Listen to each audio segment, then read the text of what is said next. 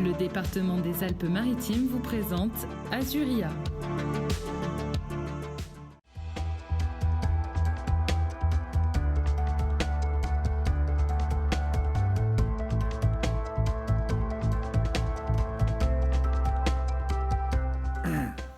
Bonjour à tous, bienvenue donc dans Azuria, votre nouveau rendez-vous mensuel consacré à l'intelligence artificielle. Voilà pourquoi Azuria.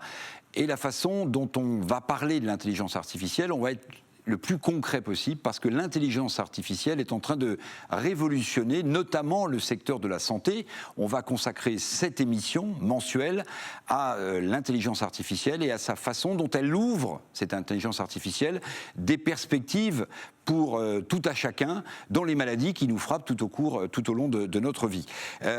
On est dans le département 06, un département qui consacre beaucoup d'argent à cette problématique de la santé et de l'intelligence artificielle. Entre 2006 et 2020, le département a engagé plus de 32 millions d'euros, 254 dossiers de lauréats, avec 13 appels à projets. Vous le voyez, ce n'est pas une mince affaire pour le département 06. Alors, qui est concerné par ces appels à projets, on en parlera avec Marco Landi, qui est l'ancien président de Texas Instruments et qui est également le président du comité d'experts du Smart Deal dans le département. On en parlera aussi avec Hervé Delingette, que je vous présente tout de suite, qui est directeur de recherche à l'INRIA et aussi directeur du programme à l'Université Côte d'Azur, le prestigieux programme IDEX.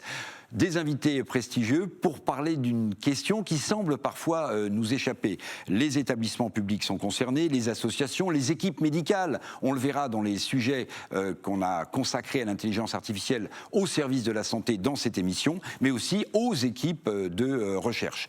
Messieurs Landi et Delingette, merci beaucoup d'être avec nous sur ce plateau pour cette première d'Azuria. C'est un honneur, c'est une grande première. Voici un sujet qui intéresse beaucoup de gens, Marco Landi, Hervé Delingette, mais qui, échappe parfois aux gens. Oui. Je vais vous poser une question tout à fait de béotien, de base. Marco Landi, je vais commencer avec vous. Qu'est-ce que c'est que l'intelligence artificielle ? Ça c'est une très bonne question, parce que tout le monde a une réponse, et je vous donnerai la mienne très vite.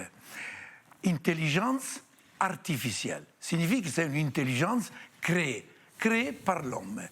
Intelligence, avant tout, il faudrait comprendre bien qu'est-ce que nous, on signifie pour intelligence. Qu'est-ce qu'il est l'intelligence? Qu'est-ce qu'il est notre intelligence? Alors, je donne une définition très simple. L'intelligence artificielle, c'est la continuation de la philosophie. Pourquoi? Parce que les Grecs, les Romains, ils ont cherché sur le monde extérieur.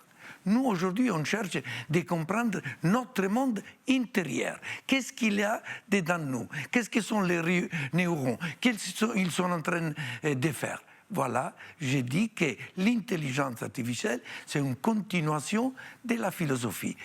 Plus dans le monde extérieur, mais dans notre monde intérieur. Hervé Delingette, directeur de recherche à l'INRIA, vous êtes d'accord? Vous pourriez compléter cette définition? Je rappelle juste cette petite phrase que vous connaissez, mais que je trouve formidable, de Joël de Renay, scientifique et philosophe, qui dit « Je préfère l'intelligence artificielle à la bêtise naturelle ».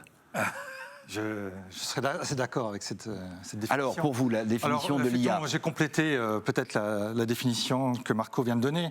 Je dirais que c'est aussi, de manière un peu plus concrète pour les téléspectateurs, c'est aussi un ensemble d'outils qui permettent d'effectuer des tâches qu'on peut considérer comme étant intelligentes, alors plus ou moins intelligentes, suivant le contexte, mais c'est aussi un moyen d'acquérir des nouvelles connaissances. Donc c'est aussi, pas simplement un outil, mais c'est aussi une nouvelle dimension que l'on donne à l'acquisition de nouvelles connaissances. Alors, ça que je trouve formidable. Parmi les projets que finance le Conseil départemental, on va parler évidemment de santé dans ce magazine, puisque c'est le thème d'Azuria pour son numéro 1. On parlera d'éducation, on parlera d'autres thèmes, parce que l'intelligence artificielle s'infiltre dans nos vies à l'insu de notre plein gré, si j'ose dire. Elle est partout. Mais quand même, Hervé Delingette, une question très simple. Où est l'humain dans tout ça? On va parler de santé. Oui. Moi, je me dis, mais est-ce que l'intelligence artificielle va remplacer, par exemple, le contact aux praticiens? La e-santé à distance, c'est peut-être formidable, mais moi, j'ai besoin de voir mon médecin. Tout à fait. Alors, en tout cas, dans les pays développés, on va dire, il n'est pas question de remplacer les praticiens, les médecins, etc. Même vous parlez de télémédecine, mais en fait, dans la télémédecine, on ne remplace pas le médecin et on l'écarte en fait du patient. Donc en fait, il s'agit plutôt de fournir aux praticiens des nouveaux outils qui leur permettent d'acquérir de leur faire monter en performance et d'avoir la même performance que les meilleurs experts du domaine. En fait, c'est ça, je pense, essentiellement pour nous l'enjeu, c'est de participer en fait à partager les meilleures pratiques grâce à des outils informatiques. Alors, je vais tordre un peu le mot d'algorithme qui est présent partout dans l'intelligence artificielle. Oui. Marco Landi, pour vous, est-ce que l'intelligence artificielle va algoriser nos rapports médicaux? Est-ce que ça va déshumaniser nos rapports médicaux? Non, il faut être clair là-dedans. L'intelligence artificielle et les systèmes, les algorithmes, comme on dit, sont là pour aider les docteurs, les professeurs à rendre plus simple, plus facile et plus efficace sa diagnose. Pour exemple, quand tu regardes une radiographie, avec l'intelligence artificielle, tu arrives à être précis 99%. Le docteur lui-même, il ne sera pas capable de faire ça. Il peut le faire d'une façon simple, facile et vite.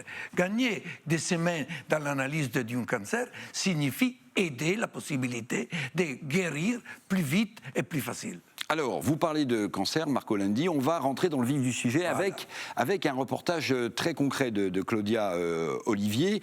Ça se passe au CHU de Nice, c'est un très grand spécialiste mondialement connu, le professeur Paul Hoffman, dont d'ailleurs Hervé de Lingette suit les travaux. Il veut optimiser la prise en charge des patients atteints d'un cancer pulmonaire grâce à l'intelligence artificielle. Voici, me semble-t-il, un cas concret, comment les nouvelles technologies de l'IA améliorent la vie quotidienne des maralpins. Regardez en images. Au CHU de Nice, le professeur Hoffman utilise l'intelligence artificielle dans le traitement des cancers pulmonaires. L'intelligence artificielle nous permet à la fois de regarder si le patient va résister à un traitement, va pouvoir bénéficier de ce traitement, mais va aussi bénéficier d'un traitement qui soit moins toxique et donc faire une sélection d'un traitement qui soit à la fois efficace et non toxique. L'IA travaille sur la récupération des données des patients comme le poids, le sexe ou encore les antécédents. L'important, c'est justement la qualité des données associées. Et donc, dans le projet de l'intelligence artificielle, nous devons nous assurer finalement, dans le processus d'accréditation et de certification aussi, que ces données associées soient correctes et conformes. Le département des Alpes-Maritimes a débloqué 150 000 € pour développer le projet. Point fort pour la collectivité, le partenariat entre les équipes du professeur Hoffman et l'INRIA. On a d'un côté des cliniciens et des chercheurs en santé, et de l'autre côté des mathématiciens et des gens qui travaillent sur des sujets qui sont à connecter justement avec un domaine d'application. Et ça, c'est l'excellence de ce projet. Donc, le conseil départemental, sous en effet le conseil de ce comité scientifique, reconnaît ce projet comme étant un projet sur lequel il doit s'engager et apporter son financement, comme il l'a fait au moment où il l'a décidé. Chaque année, le département retient les projets santé qu'il juge les plus pertinents. Un double objectif est poursuivi, l'amélioration de la qualité des soins dans les Alpes-Maritimes et le soutien à l'innovation. Alors, on l'a entendu dans ce sujet de Claudia Olivier, Hervé de Lingette, l'INRIA est partie prenante. Vous suivez les travaux du professeur Paul Hoffman. On en est où? Quel espoir suscite cette recherche et à quel terme? Alors, en particulier, on a effectivement travaillé avec l'équipe du professeur Hoffman pour l'analyse de ce qu'on appelle des lames microscopiques numériques afin de mieux sélectionner les patients qui vont répondre à l'immunothérapie. Alors, je vais préciser un peu de quoi il s'agit. Donc, on travaille ici dans le cadre du cancer du poumon, pour lequel le professeur Hoffman est un expert mondial. Et l'immunothérapie, c'est cette nouvelle forme de thérapie du cancer du poumon qui offre en fait des perspectives de rémission du cancer, voire de guérison qui sont assez... Alors c'est un traitement, l'immunothérapie, qui peut venir en appui de la chimiothérapie plus connue, mais on cherche aussi à comprendre pourquoi seulement un tiers des patients réagissent correctement à l'immunothérapie. Voilà, absolument. Donc il y a en fait un faible nombre, de l'ordre de 20% des patients qui répondent effectivement et de manière assez spectaculaire à cette thérapie, mais donc, il y a 80% qui ne répondent pas. Et donc l'enjeu, c'est de déterminer ce qu'on appelle des marqueurs biologiques qu'on va essayer de chercher dans une lame numérique. Voilà, en fait, une image. On en a trouvé pour l'instant? Alors non, ce sont des travaux toujours en cours qui, en fait, ont été initiés dans le cadre d'ailleurs d'une chaire à l'Institut interdisciplinaire de l'intelligence artificielle, le 3I à Côte d'Azur. Voilà. Et donc, ce qui est fascinant, en fait, c'est qu'on est dans un domaine dans lequel on va essayer de faire utiliser la puissance des ordinateurs et puis aussi de la modélisation statistique pour essayer de trouver ce biomarqueur au sein des images. Hervé de Lingette, je vous posais la question du terme de ces recherches, mais par définition, quand on recherche, on ne sait pas si on trouvera à court ou à moyen terme. On en est un peu là. Absolument. Donc, évidemment, en fait, on participe à cet effort mondial de déterminer ces biomarqueurs. Il y a des avancées auxquelles on participe, mais on ne peut pas encore avoir de certitude sur la date à laquelle on va pouvoir... Marco Landi, je vous ai vu regarder le reportage avec enthousiasme. Oui. J'ai vu votre regard. Oui. Ça ouvre des perspectives pour ceux qui sont malades absolument incroyables. Excellent, ça c'est exactement la raison pour laquelle je suis vraiment engagé personnellement avec les départements. Parce que vous voyez, on fait des choses qui sont des choses qui vont impacter la vie de Marine Le Pen. Ce n'est pas des choses qui sont beaucoup de fois du blablabla, des investissements pour faire de la pub. Là c'est quelque chose qui est très important, du concret. Et c'est ça qui me rend heureux comme président du Smart Deal. Alors, on a aussi, dans ce sujet, entendu, Hervé de Lingette, la question des données médicales. C'est un vrai sujet. Quand on parle d'intelligence artificielle, quand on parle de plateforme, on se dit, mais mes données médicales, elles vont où? Vous avez sans doute noté que le parquet à Paris a ouvert une enquête parce que les données médicales de 500 000 personnes en France s'étaient retrouvées, maladie ou pas, sur un forum. Qu'est-ce qu'on peut dire avec l'intelligence artificielle concernant la protection des données médicales ? En fait, il y a tout un volant qui est aussi fascinant dans l'intelligence artificielle, c'est aussi l'éthique des données. Et donc, évidemment, les données de santé sont les données les plus surveillées. Et la France, en fait, est dotée à la fois d'un arsenal juridique, mais aussi de l'implémentation d'un programme national. Mais il y a une plateforme santé qui va être lancée dans 2 ans, dans un an. Voilà, il y a en fait une plateforme nationale qu'on appelle le Health Data Hub, auquel on participe, qui va permettre en fait aussi de mélanger des données de santé qui viennent de plusieurs centres en France. C'est un hub au sens aérien. Et les données médicales seront sécurisées ? Alors absolument, c'est au centre de cette thématique. Et ça fait partie en fait à la fois de la responsabilité de chercheurs, de respecter cette confidentialité, mais aussi l'attrait de pouvoir travailler sur des données de santé. Marco Landi, je sais que c'est une question aussi qui vous importe beaucoup, celle des données de santé face à l'intelligence artificielle, qui à la fois fait rêver, on l'a vu, parce que c'est concret dans la santé de tout à chacun, mais en même temps la crainte pour celui qui se fait soigner de voir ces données médicales partir ailleurs et être utilisées par d'autres, voire vendues. Alors, première chose, il faut avoir, pour notre souveraineté nationale, des stockages des données en France, en Europe. Il ne faut pas les mettre ailleurs. Première chose. Deuxième chose, il faut, avec la cybersecurity, sécuriser ces données. Il faut trouver, parce qu'il y a aujourd'hui des technologies qui sont capables de protéger. Il faut les utiliser, parce que c'est essentiel, surtout les données de santé, qui ne soient mises dans une utilisation commerciale ou pour d'autres raisons. Il faut les protéger. Ça, les chercheurs seront extrêmement scrupuleux sur cette notion-là. Les données médicales qui peuvent être centralisées grâce à l'intelligence artificielle ne se baladeront pas partout et ne seront pas utilisées à des fins commerciales, par exemple. Alors, en tout cas, il y a une réglementation extrêmement stricte là-dessus et évidemment, nous, on est scrupuleux à suivre cette réglementation. Et donc, effectivement, vous parliez de ce vol de données. En fait, il a été effectué, non pas sur des données de recherche, mais ce sont des données qui sont utilisées tous les jours à l'hôpital, ce qui est peut-être même pire, en fait. Et donc, voilà, c'est au centre effectivement de toute notre problématique, la restriction et le contrôle de l'accès aux données. Alors messieurs, je voudrais qu'on aborde maintenant un deuxième cas concret dans cette Azuria #1 consacrée à la santé dans les Alpes-Maritimes. C'est le projet, l'application pratique de l'intelligence artificielle au service de la cardiologie.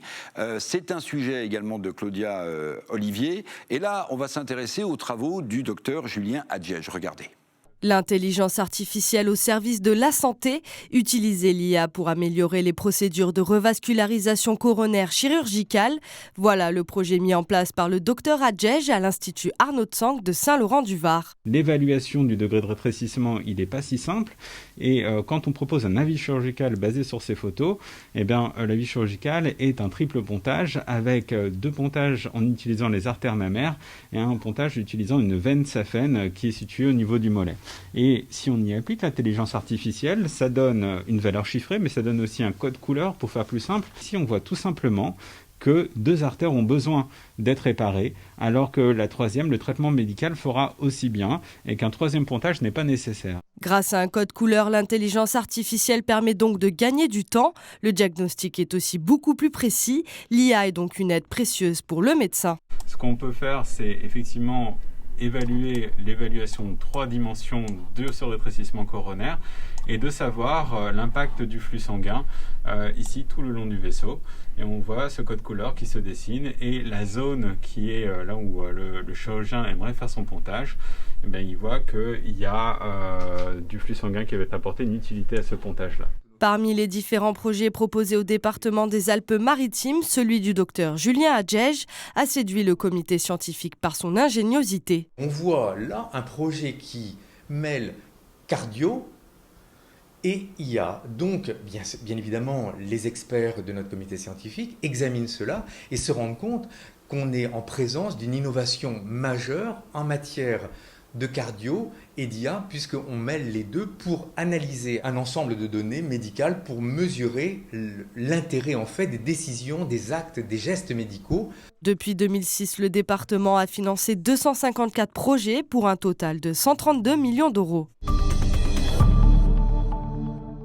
Voilà, chaque année, il y a des appels à projets, évidemment, en matière de santé, pilotés par le président du département. Évidemment, cette année, ça a eu lieu le 20 avril 2020, c'était consacré à la Covid-19 et aux recherches qu'on peut faire, parce qu'évidemment, on attend aussi des traitements et pas que des vaccins. Mais Marco Landi, on était entre nous pendant qu'on regardait scrupuleusement ce sujet, vous avez dit, ça, c'est fantastique.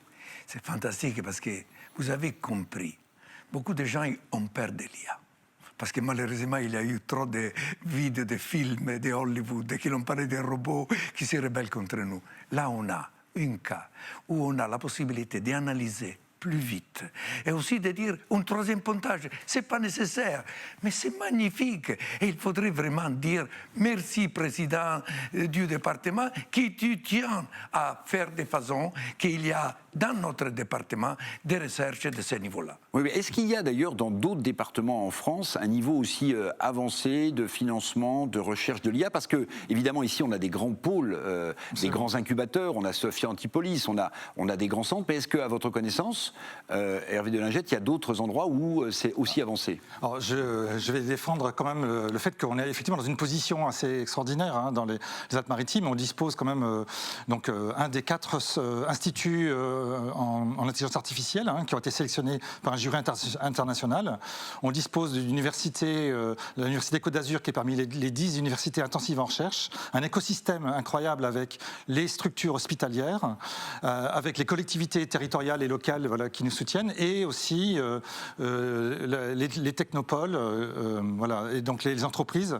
Et donc je pense que la santé numérique va subir une révolution, et j'espère qu'une partie de la révolution va se passer sur notre territoire. Alors je voulais pardonner mon esprit en escalier. Tout à l'heure, quand on a vu ce sujet consacré aux recherches très intéressantes du professeur Paul Hoffman, on parlait de cancer du poumon. Est-ce que ce qui pourrait aboutir comme recherche, notamment sur l'efficacité de l'immunothérapie en complément ou seul à la chimiothérapie, pourrait concerner d'autres cancers, ou bien cette recherche porte uniquement sur le cancer du poumon? Non, l'immunothérapie est effectivement à plusieurs on va dire, cas d'utilisation. Notamment, il y a les mélanomes. je crois, où c'est le... Qui est un cancer de la peau. Un cancer de la peau, voilà. Et donc, et le cancer du poumon, et quelques autres, en fait. Mais je crois que ce sont les cancers pour lesquels l'immunothérapie est le plus utilisée. Mais enfin, là encore, hein, c'est une technologie qui est une technique, on va dire, plutôt thérapeutique, qui est relativement récente et qui amène énormément d'espoir, hein, puisque l'intérêt, c'est que cette thérapie, on a quand même des possibilités de guérison même, donc des effets à long terme, puisque c'est le système immunitaire que l'on apprend à se réveiller face au cancer, et aussi on l'éduque pour détruire les cellules cancéreuses. Alors que dans la chimiothérapie, on vous injecte une molécule qui va elle-même adresser... Donc c'est quand même beaucoup plus... C'est moins agressif. Absolument. Ouais.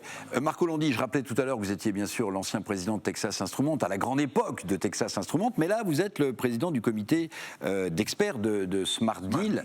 Là on a vu 2 cas concrets qui... très concrètement, montrent comment l'IA peut améliorer le quotidien des maralpins.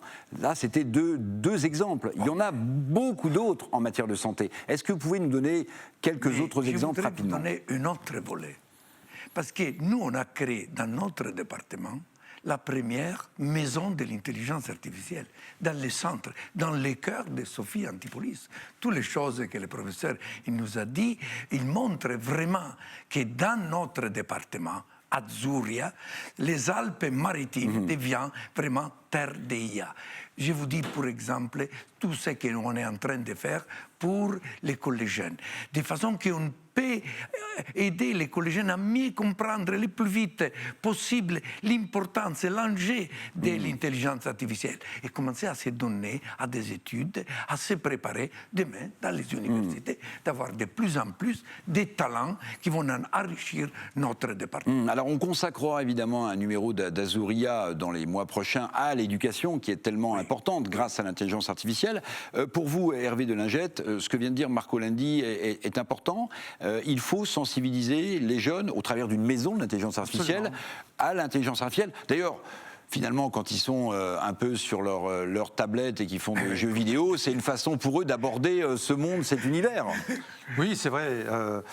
Effectivement, par un aspect ludique, mais je pense qu'effectivement, il faut absolument que l'intelligence artificielle soit démocratisée, que l'on aille voir les lycéens, les collégiens, et qu'on les sensibilise à la fois à l'intérêt, en tant que citoyen, mais aussi à l'intérêt en tant que moyen d'acquérir des connaissances. Donc je pense que c'est vraiment c'est à nous en fait, de sortir de nos laboratoires et d'aller...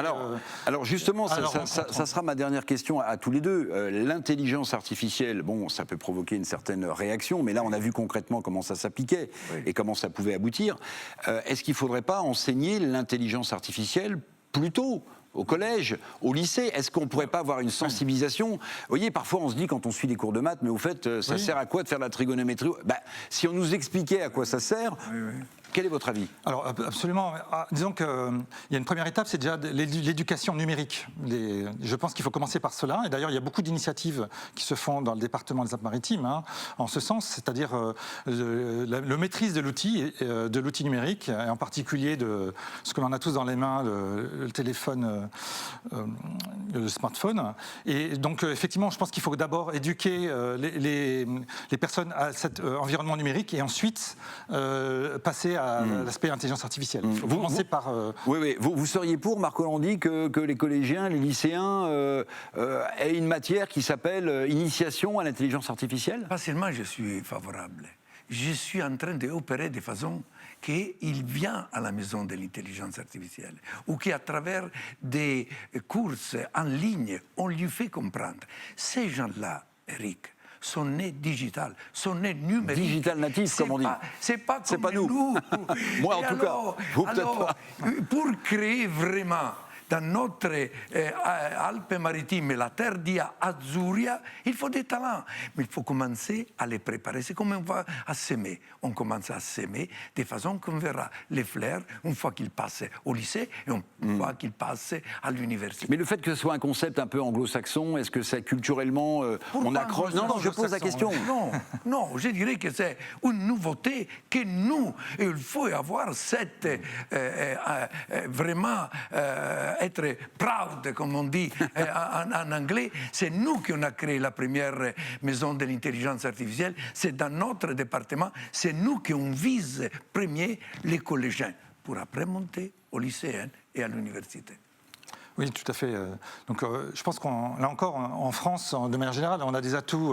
On a parmi les meilleures écoles de mathématiques au monde. On a des médailles Fields. On a des médailles Fields, exactement, mais on a aussi...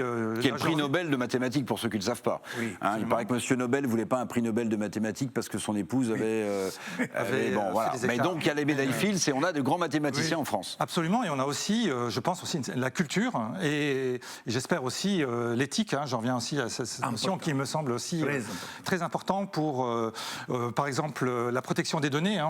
Vous avez soulevé ce problème, donc c'est un concept aussi européen, cette réglementation de protection des données. Oui. Et aussi en termes de santé, l'État français fait beaucoup de choses dans ce domaine, et donc je pense qu'on a de quoi effectivement avoir la tête haute.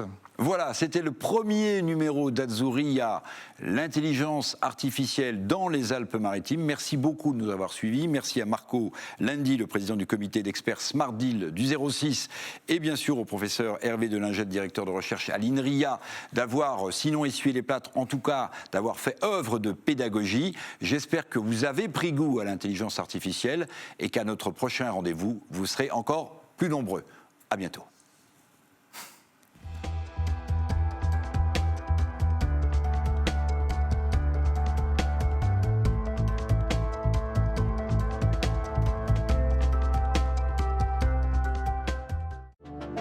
Un département Smart Deal pour vous avant tout.